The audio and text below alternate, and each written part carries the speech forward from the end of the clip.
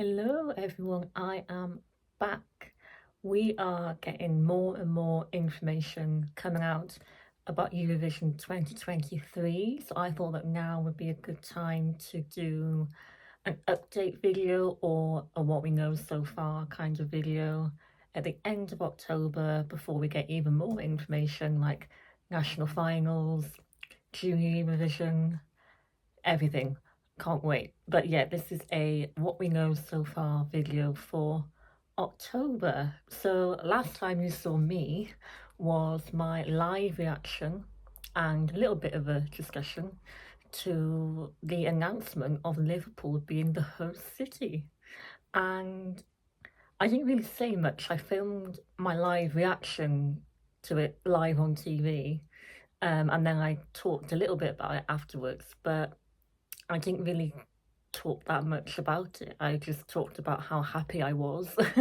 You could tell that I was happy about it, which I am. And I still can't really believe it, really. It's still so weird and surreal that it's in Liverpool. And for me, it's when you see the words like Andrew Lambert will represent Cyprus in Liverpool. It's when you actually see it in writing, it just feels so weird. I don't think we really thought that Liverpool would be a host city for Eurovision. Well, I didn't really anyway, but I love the fact that it is. I can't wait. I'm absolutely determined to go.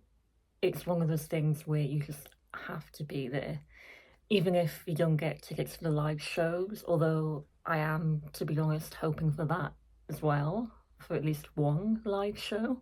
But I definitely really want to be in Liverpool, just to be in the atmosphere of the host city for the first time ever.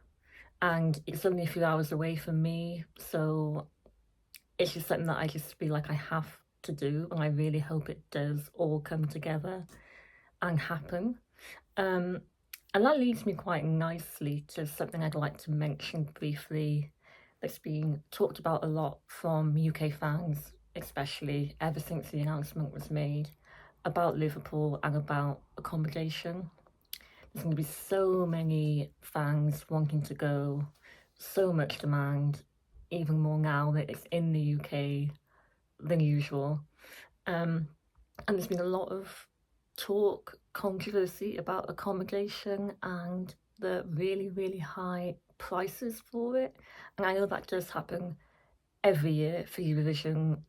The city gets announced, hotel prices go up ridiculously high. Luckily, I've heard from a lot of experienced fans that go a lot, or maybe even every year. It's reassuring to hear from them that usually, or well, always, every year, it happens all the time, accommodation will go up very high, but then after a few months, when the demand sort of dies down a bit, more accommodation will become available and prices will dip, especially when people find out that after all they don't really want to go and they see the price of tickets, so they cancel and they don't go. So then hotels become more available again. So that is, reassuring to hear, and hopefully that will be the case again for Liverpool. But still, the hotel prices are just ridiculously high. There's apartments in Liverpool for the week for like £5,000 or maybe even more a night. And yeah, it's just ridiculous, really, to be paying like literally £10,000 for hotels and apartments. It's a bit much, and hopefully that will change. I know another reassuring thing is that the city of Liverpool, or the council, seem to be very reassuring and very helpful towards the fans. They seem to really care about it, and they're not happy about it either. And they promise that they will help and do something about it and help to make sure accommodation does become more available. So that's good to hear as well. So it's been talked about a lot even in the news in the UK. So it's quite a big story. So hopefully it will get better and it will change. I just want to mention something briefly before I forget about hosting, potential hosting in Liverpool next year. And as soon as we found out that the UK would host on behalf of Ukraine, the first name that came to my mind literally straight away of who could host, and probably came to most other people's mind as well, is Timur from 2017. Can't remember his last name, Timur or Timur. He was one of the 3 presenters in Kiev in 2017, and I just think it's very, very likely that he will be one of the hosts, especially now because about a week or 2 ago, he was actually on UK TV at the National Television Awards. It's an award show. Awards get given to all kinds of TV shows, like comedy, soap operas, dramas, everything. And he was there on the stage presenting an award, and he gave a speech as well in English about the situation of Ukraine, thanking the British people for their support. And as soon as you watch that, you just know he surely is going to be at Eurovision next year as one of the presenters. Surely, I'd be surprised actually at this point if he's not. I mean, even before he was on TV in the UK, I thought it would be him. So I really do think that he will be a presenter in Liverpool. And if it's going to be half Ukrainian, half British presenters, which I feel like it probably will be, and it makes sense for it to be, somebody I have in mind is Davina McCall. I don't know if I've mentioned this before, but I can just really picture Davina McCall and Timur together. I can just picture it for some reason. And there could be another host as well. There's usually 3, not just 2, so I don't know who else they'll pick. So yeah, that's what I think about potential hosting, but let me know what you think. Do you agree? Do you think that Timur will be a host, and who do you think will be the British host, if there will be one? So now, finally, I'll talk about what we know so far. I won't talk about every country or every national final because, well, it'll take too long, first of all, and most countries do the same national final every year anyway, so there's not really much to say. But I will talk about a few things that are maybe new this year or a bit different. And one of those things, actually, is the number of countries. So 37, not 40. And there's Bulgaria, Montenegro, and North Macedonia that have withdrawn for this year, mainly for financial reasons. So for me, from those 3 countries, the one that surprises me the most is Bulgaria. And it's because, first of all, when you look at Bulgaria and their track record in Eurovision, they've done very well over the past few years. People even said that they were on their way to winning, maybe. And the statement that they made actually said that they're thinking of withdrawing not just this year, but maybe even permanently. What they said was it doesn't represent our interest any longer. So that's kind of like, oh, okay, does that mean that you're never coming back to Eurovision or just for this year? I don't know, but yeah, that's the most shocking of the 3 because of how sudden and how random it is. But it's quite traumatic, and they do tend to be quite traumatic, Bulgaria, because it makes me think of 2019. Not 2019, 2019, because the year before, they didn't do that well. They did okay, but maybe not as well as they hoped. And then they have this kind of temper tantrum like, oh, well, we're not doing it anymore then because you don't like us. And then they didn't come back in 2019, but they did the year after. So I'm kind of thinking, is that a repeat of that? Are they just having one of their, you know, over dramatic moments where they say, oh, we're leaving, but then they do come back eventually?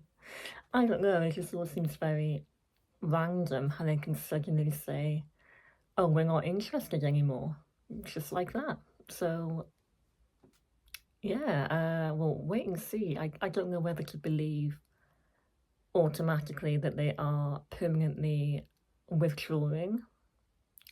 Maybe they will come back the year after. Montenegro and North Macedonia, they didn't say that they're permanently leaving, so I imagine it's probably financial reasons and hopefully they will come back. But yeah, 37 countries, it's not that bad. I think 2014 had 30 something, and that turned out to be a brilliant year, so it doesn't matter really. Something we've known for a very long time now is who is representing Israel. And this was revealed all the way back in like July, I think it was, just randomly thrown at us one day out of the blue in the summer. Really early. I don't remember any artist being revealed that early before. Really random. And in fact, we didn't actually know if it was true because Noah Carell herself didn't even mention it until a few weeks after. And then it was officially announced that it was true. So yeah, that was really early. So yeah, Noah Carell from Israel. I didn't know who she was, but apparently she is one of Israel's biggest singers at the moment. And she's got millions of YouTube views. I've listened to some of her stuff and she really gives that kind of Mabel, Dua Lipa, Ariana Grande, Selena Gomez kind of vibe. So it's looking very promising. I think people are going to be really excited for this, definitely. You know, it's looking promising, definitely. And for Cyprus, we've got Andrew Lambrou announced the other day, not long ago. And he was in Australia's national final last year, but he has Cypriot or Greek family.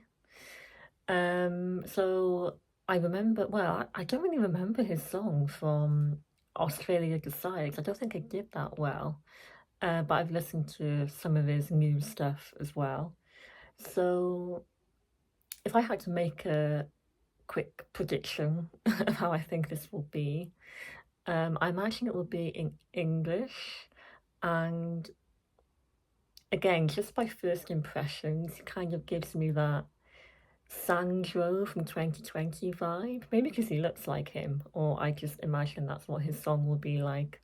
Or Luca Henney, maybe. So yeah, something different for Cyprus. I don't know if it'll have that Greek vibe that it had last year, but I liked that. So I would like it if it does have a Greek element to it, but I'm not sure if it will. But we probably won't hear his song for quite a few months. But yeah, we know Israel and Cyprus who is representing them. And I'm sure we'll get some more internal artists being revealed soon, hopefully. Let's talk about national finals like Ukraine, Vidbir. I always look forward to Vidbir and I love Ukraine in Eurovision, so I can't wait for this. And it's actually early, it's in December, with the final on December the 17th. So that's before Albania. So once again, we're getting at least one other entry before Albania at the end of December. So not long to go now. And today, actually, they said that they're going to reveal who's taken part in Vidbir by the end of this week. I think that's what they said, or maybe next week. So looking forward to that. I've seen a few rumours about who could be taking part. I've seen a few names. I can't remember exactly who they were. From the list that I saw, I didn't recognise that many familiar names coming back from a few years previously, but that could change. Something I did read as well, which I hope isn't true. I don't know if it's true. Again, it could just be a rumour, but apparently the director or producers or people in charge of Big Beer have said that they don't want a repeat of electro folk music like Go A, Kalush Orchestra. They don't want that again. I hope that's not true because that's what I want. I love that. And I think everyone else does too. It's what the people want. We love Go A and Kalush Orchestra. We love when Ukraine give us that folk alternative style. That's what we like. So I'm hoping that's not true and they're not avoiding that.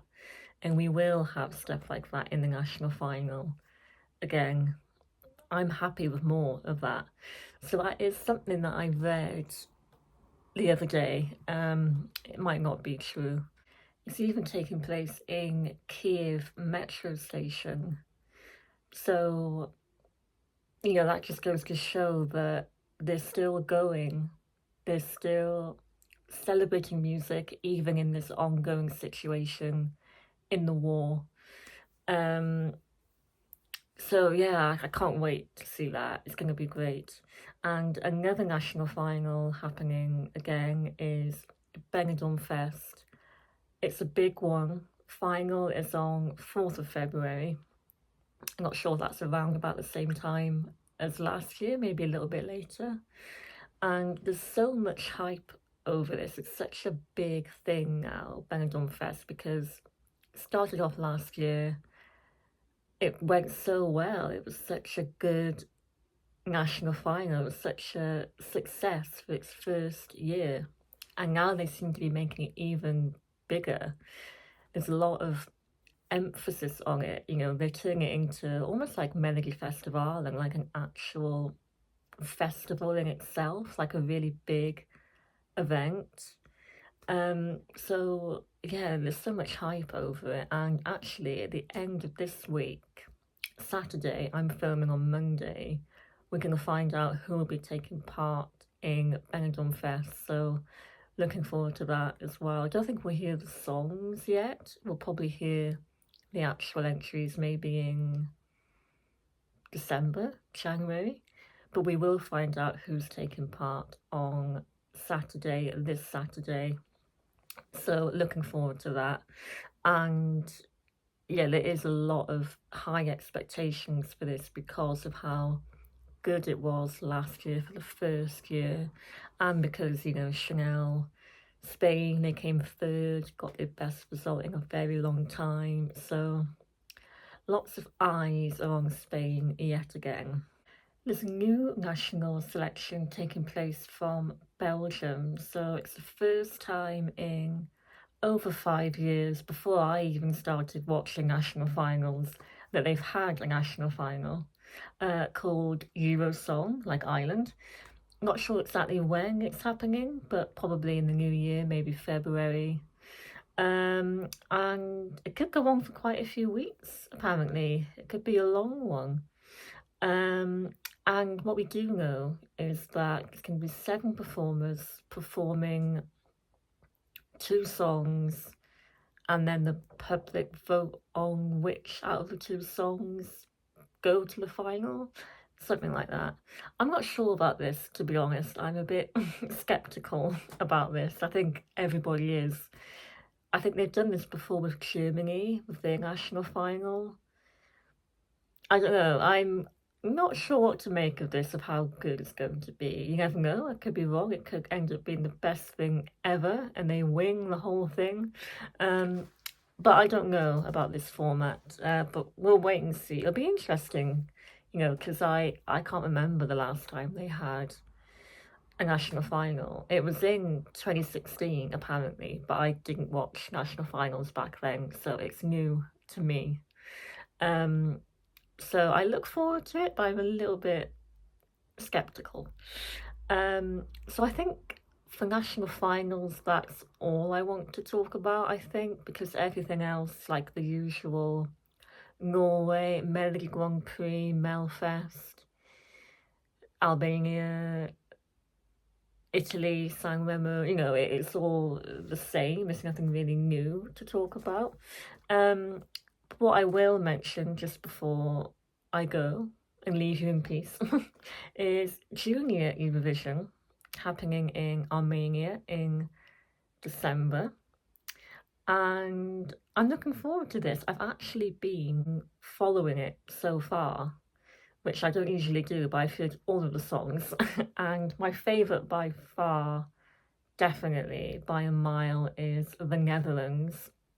Get ready for the festa, la la la la la. That's the big favourite, I think, definitely. I know there's still loads more to come. Not loads more, I think there's like 17 countries, so not that many, but I can already see that winning, definitely. That feels like a winner to me. So I have actually been following it, and I will hopefully watch it live, especially because it's different for the UK this year because we're actually taking part as the United Kingdom, because before we had Wales, which is my country where I'm from. Wales took part in 2018 and 2019, and I still really like our song from 2018, but we didn't do very well in both of the years that we took part, which is a shame. So that was the only reason why I used to watch Junior Eurovision, was when Wales were in it. But then I did watch it last year for the first time, like properly all the way through. I actually really liked it more than I thought I would, so I will definitely watch it this year. So yeah, Wales are not in it individually, unfortunately, but the UK as a whole is taking part, and we don't know who's representing us yet. But it's really interesting that the UK are doing it, because I think it just shows again of this new direction, this birth of a new age that the UK are having in Eurovision after this year, Sam Ryder. We're really taking it more seriously now, and that includes Junior Eurovision. We're really getting into it and getting involved. And apparently it's going to be shown on BBC, the main channel, which, that's big. So that's interesting as well. It shows that we really are putting the effort in. Because before, when Wales were in it, you could watch it on the Welsh channel S4C, and that's how I watched it. So yeah, to have it on the BBC is pretty big. So I'm looking forward to this as well. So let me know what you think so far of Junior Eurovision. What's your favourite? The Netherlands, I think, is the one to beat so far. I might do some reaction videos along the way. I'll react to the UK entry, definitely. May even film my live reaction, if I watch it live, to the results. Hopefully I'll give some sort of video for Junior Eurovision, because I am getting a little bit more interested in it now. Before, it was only because Wales were in it I showed any interest at all. But now I'm watching it a little bit more, so looking forward to that, and we should get some more updates very soon, because it's happening in December, so we should be hearing all of the other songs very soon, so I look forward to that. So I think I've covered pretty much everything that I wanted to. It's not everything, but if I did talk about every country, the video would be about 2 hours long. So I think it's long enough.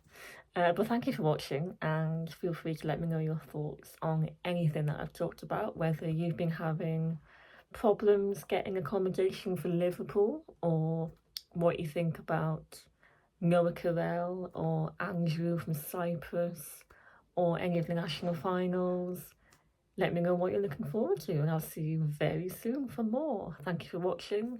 Goodbye.